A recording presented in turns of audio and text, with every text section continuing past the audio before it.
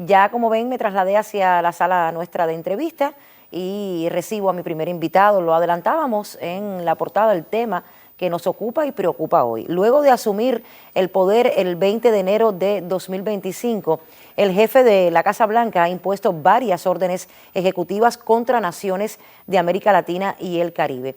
Entre sus decisiones sobresale la designación de Marco Rubio como secretario de Estado, quien promulga una política de hostigamiento contra nuestra región. Para conversar sobre las políticas de Trump en América Latina, pues dialogamos con el profesor e investigador de la Universidad de La Habana, Pavel Alemán. Bienvenido, profesor, y qué placer tenerlo nuevamente en nuestra emisión para conversar sobre este tema tan importante y preocupante. Buenos días, gracias. Profesor, en casi 8 meses en el poder, lo decíamos también al comienzo, lo señalábamos, el magnate republicano ha querido interferir en las políticas de varias naciones. En el caso de Panamá, ¿por qué querer tomar el control sobre el canal? Bueno, Panamá sigue siendo por excelencia la mejor vía interoceánica de la que se dispone para comunicar el Atlántico y el Pacífico.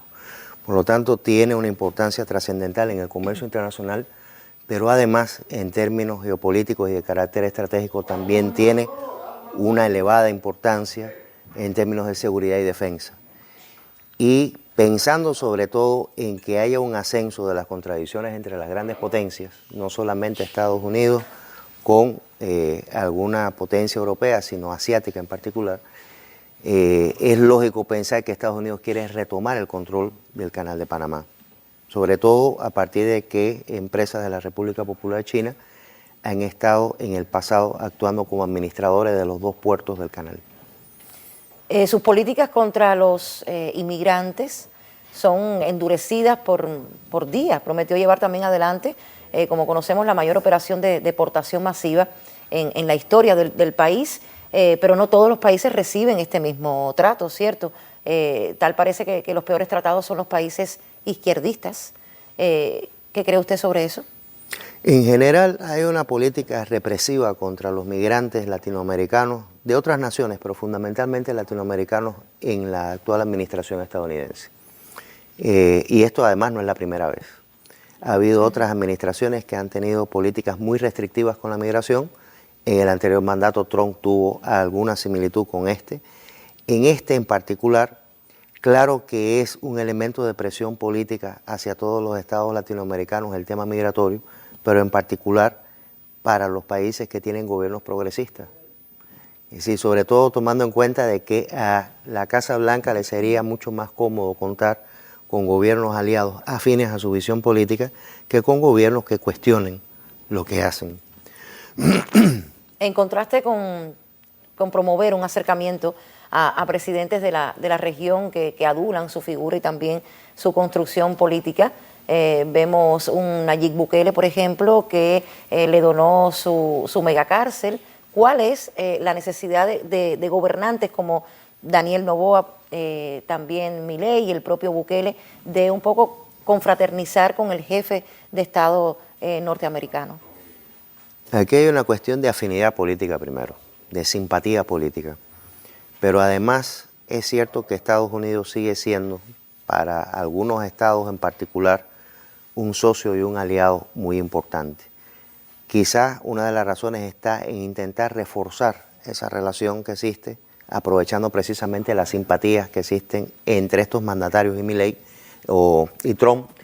Pero lo cierto también es que, por otro lado, eso abre un cisma dentro de la región. Evidentemente no hay consensos en ciertos puntos. Por ejemplo, usted ha mencionado el tema migratorio, pero quizás no sea el único en particular. Estamos viendo, por ejemplo, cómo ha utilizado la administración de la Casa Blanca el tema de las tarifas arancelarias en el comercio como un mecanismo de presión y cómo algunos gobiernos en particular se han plegado de manera inmediata, no solamente en América Latina, en el caso de Asia o quizás algún estado europeo en particular también lo haya hecho. Pero esto indica en la dirección de que efectivamente se trata de buscar ese acercamiento a Estados Unidos. Estamos en este momento en un mundo que está en una disputa muy seria por el liderazgo, por la primacía entre las potencias, fundamentalmente entre Estados Unidos y la República Popular China.